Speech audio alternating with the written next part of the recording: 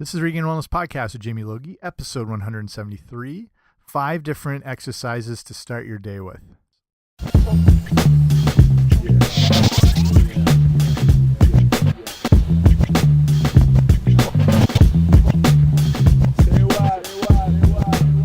Hey guys, what's happening? Welcome back to the podcast, or welcome if you're new.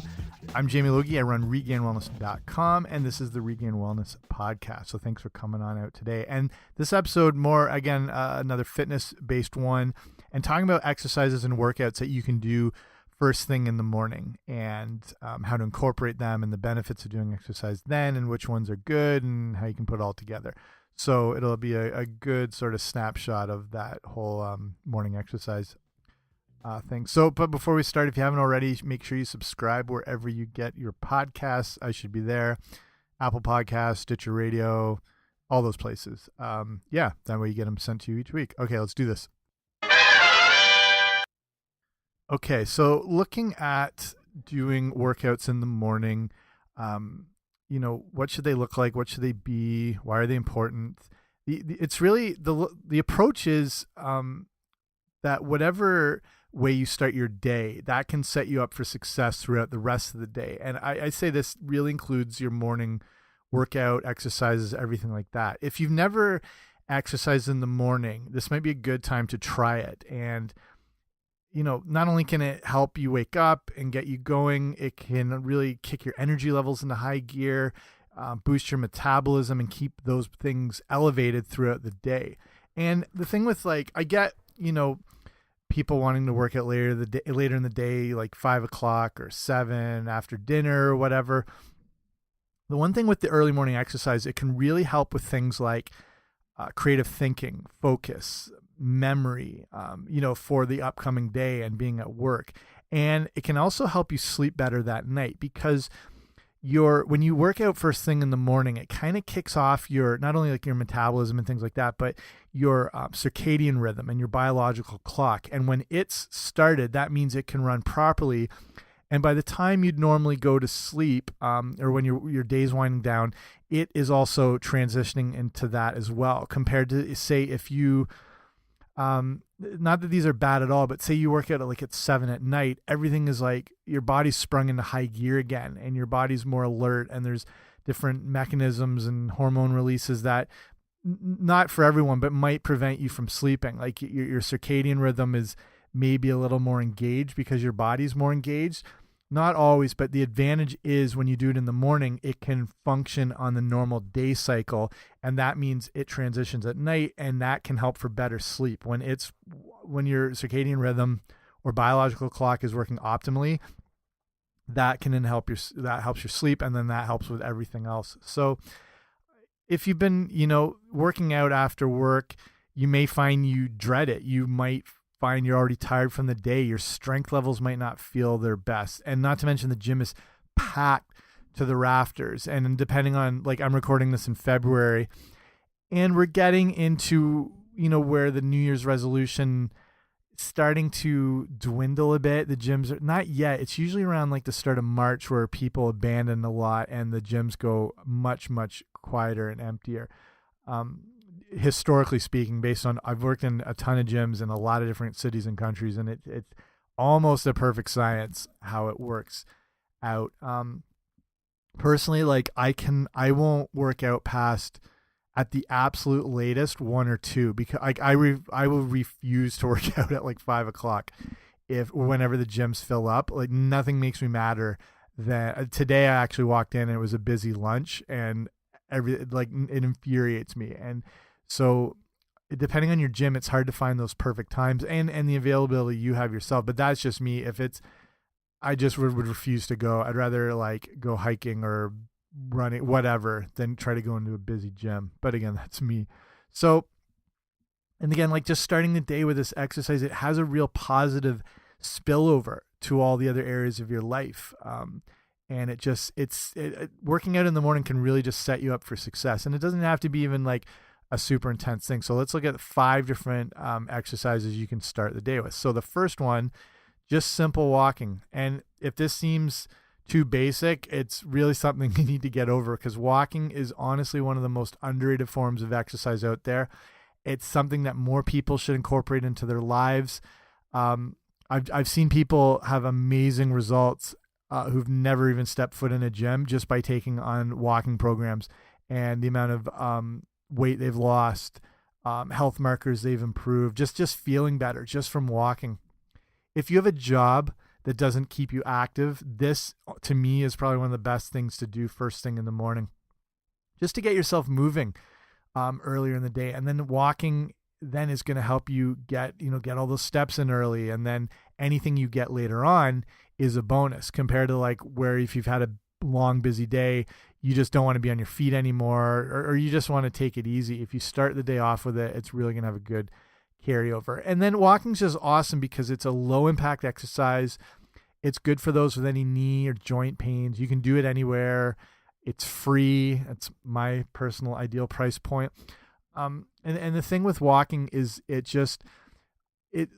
when you look at like kind of, we're talking about like locomotion with the body compared to different things with walking, running, sprinting, it seems that our body responds well on both ends of the spectrum between walking and sprinting. Not that jogging's bad or running's bad, but if you've been doing this for a while, this constant,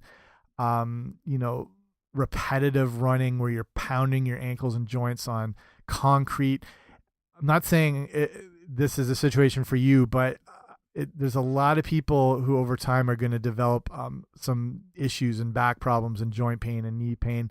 It seems our body responds better where we do one or the other, as far as high-end sprinting, which is short in duration, super intense, and our body responds back with like really good results as far as improved fitness and lean muscle and body fat lost and better.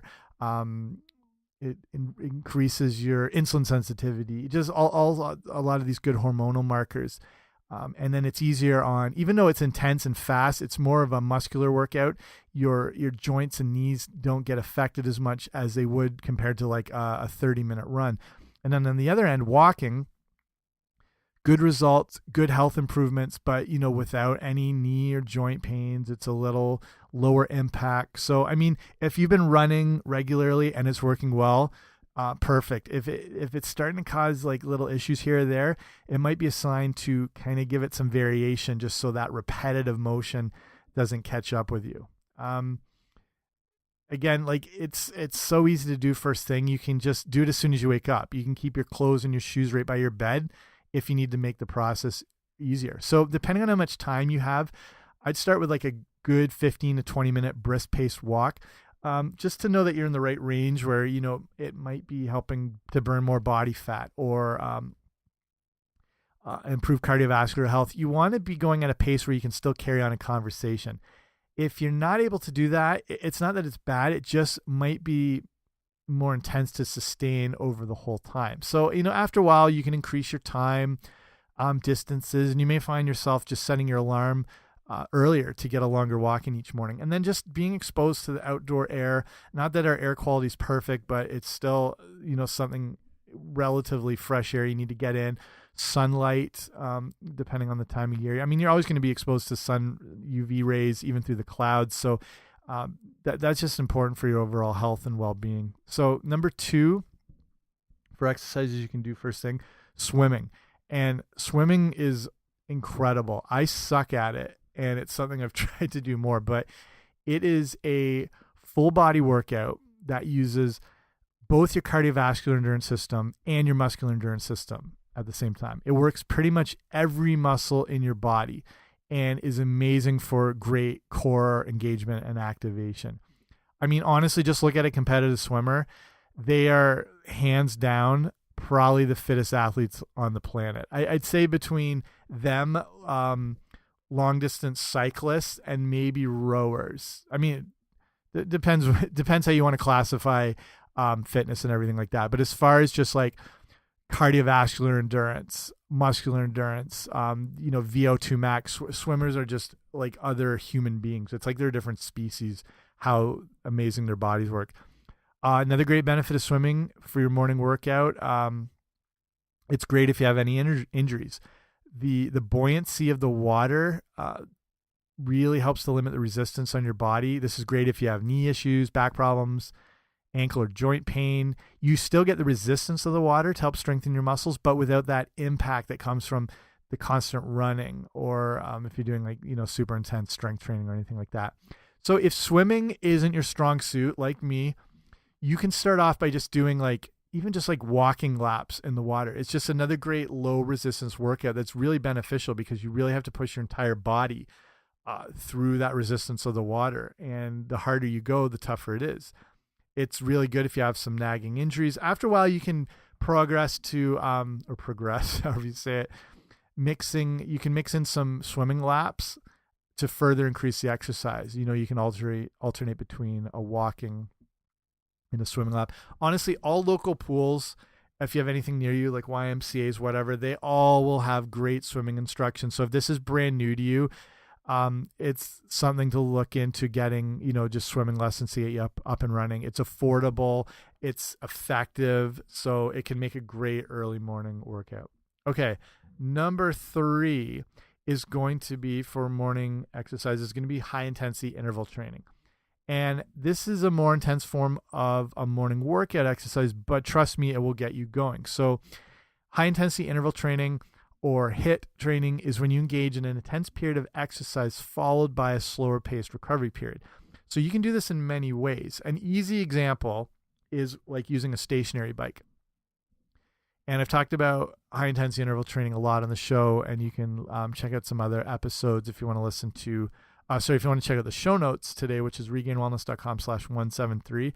I can link up some more things specifically on high intensity interval training. But what it would look like, say in the example of just a stationary bike, whether you have one at home or if it's at a gym, you'd start with a 5 to 10 minute warm up just to get your heart rate up, keep blood flow up, keeping it moving to the muscles, get them engaged and ready to work. So next you would want to then turn up the intensity on whatever type resistance style your bike has. Sometimes they're little twist ones, sometimes they're these little levers. Something to around a 60 to 70%, whatever that would be. If that's on a 1 to 10 scale, if it has those numbers, and then a 6 or 7. And then you're going to go at an intense pace for around 30 to 45 seconds. You're then going to dial it back to an intensity of around, say, 25% or 20%, give or take a bit. And then that's going to be a slower paced recovery phase. And that's going to be for anywhere from 90 seconds to 2 minutes. If you need more time to recover, that's fine, because it's this type of variation in the workout that can really help in weight loss. It can improve aerobic and anaerobic fitness. It improves hormone levels and combats insulin resistance. It can burn calories long after the workout's done. A ton of great stuff. And so, something you want to double check with your doctor if this is new or you're starting this new type of exercise. But if you've been involved with a more intense style of training already, high intensity interval training can be a great thing to add into your morning repertoire. And it's not even something you want to do necessarily every day.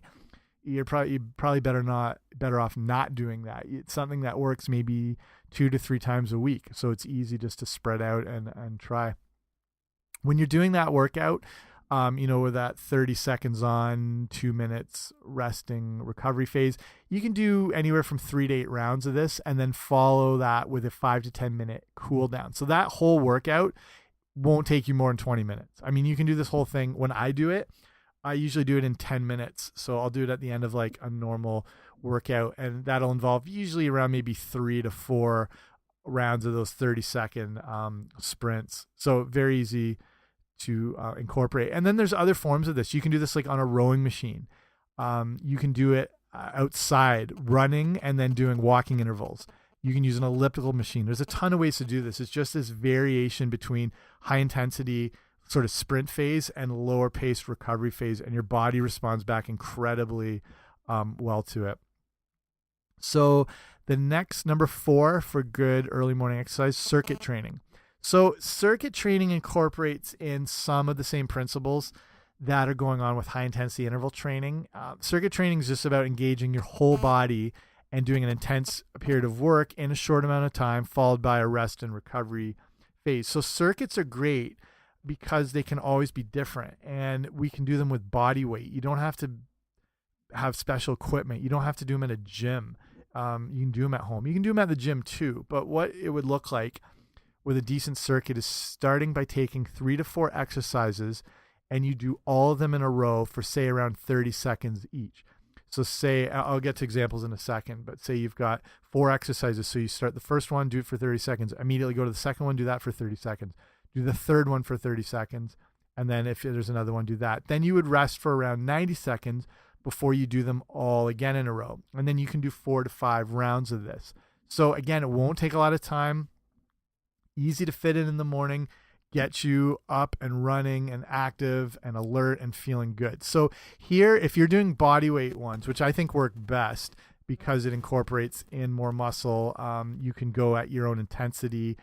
You don't have to worry about specific weights and how much you should be lifting and everything like that. Here are some exercises that I think work best for a circuit. And I'll put these on the show notes too, regainedwellness.com/173.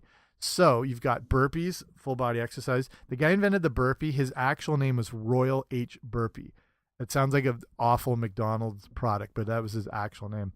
And it was done to they created burpees to do a quick synopsis on getting people into the Army. It was a good way to test things like cardiovascular endurance, balance, coordination, all that sort of thing in a quick shot.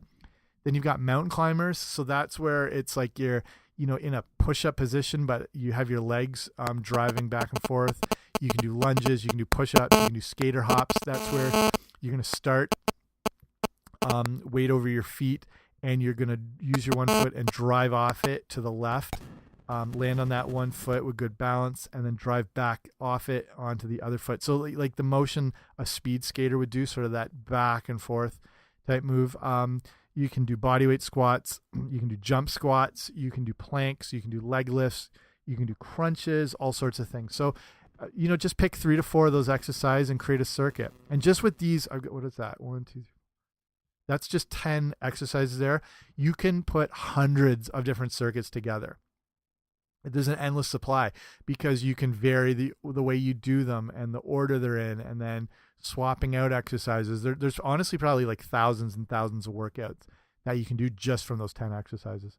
Okay, last one here, number 5 for great exercises to do in the morning, low intensity interval training. So this probably might be a new one for you. If you listen to all these shows before, I've covered this topic of low intensity interval training in depth, but it's not a big sort of mainstream thing yet, I'd say, as high intensity interval training is. That's everywhere. I mean, you see a ton of articles, there's gyms based all around it, everything, but low intensity interval training is kind of new, and it might actually be more practical for you than the high intensity interval training. So, but it's also effective. It works well outside. What it is taking that same concept of variation between something more intense and something less intense, but it's, as the name implies, a lower intensity, and it basically still revolves around intervals, but works best with kind of like a walking jogging combination.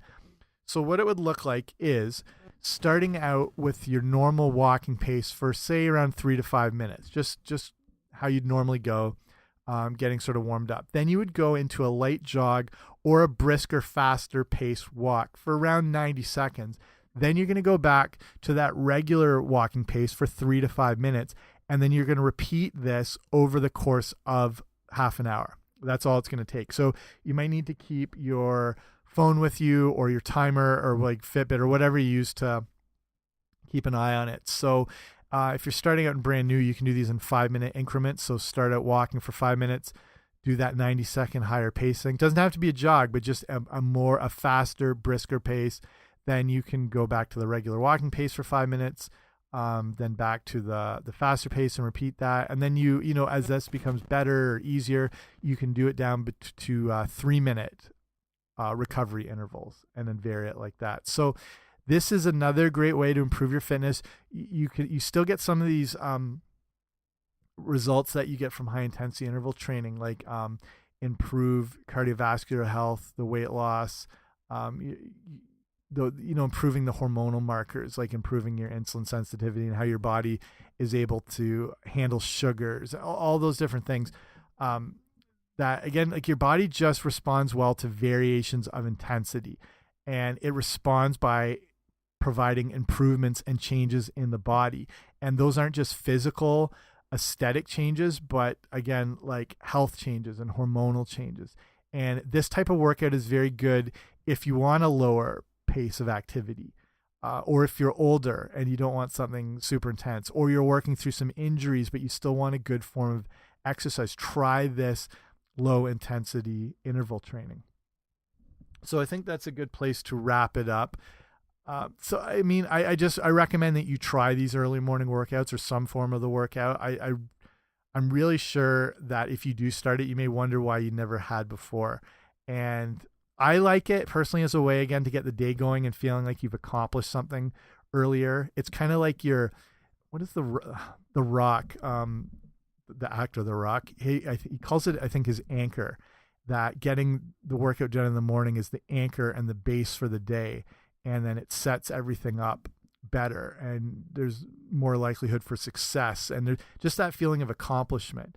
And that's why if you would have told me like 10 years ago, or through university, that I would work out early in the morning, I'd kick you in the shins, because I would work out like as late as 11 at night, depending on how the day would go, just to get it in, depending on class schedule, like crazy stuff. And I would never dream of working out in the morning. I'd just be thinking, there's no way I won't have the strength, I won't have the energy and the endurance. No, but it's the complete opposite. And then again, I just find that it carries over, influences the day, helps you become more productive. And to me, it's not about getting it out of the way, with exercise, but it's making it part of your daily routine, and doing, morning exercises and workouts like I just mentioned in the show can be a great way to do it. So I'll finish it up there. Thanks for listening. If you have any, just any questions or things you want to go deeper into, or things you want to see covered on the show, you can email me at info@regainedwellness.com. Again, check out the show notes for today, regainedwellness.com/173. And if you haven't already, make sure you subscribe wherever you find your podcast. If you really like it, give me a gold star in the form. Remember how sweet it was getting a gold star? If you got those in school when you were a kid, that was just the pinnacle of success. And it's like I said, if you really like it, give me a rating and review, and that makes sure more people get to see the show, and then everybody's happy. Okay, that's it. Thanks for listening. See you soon.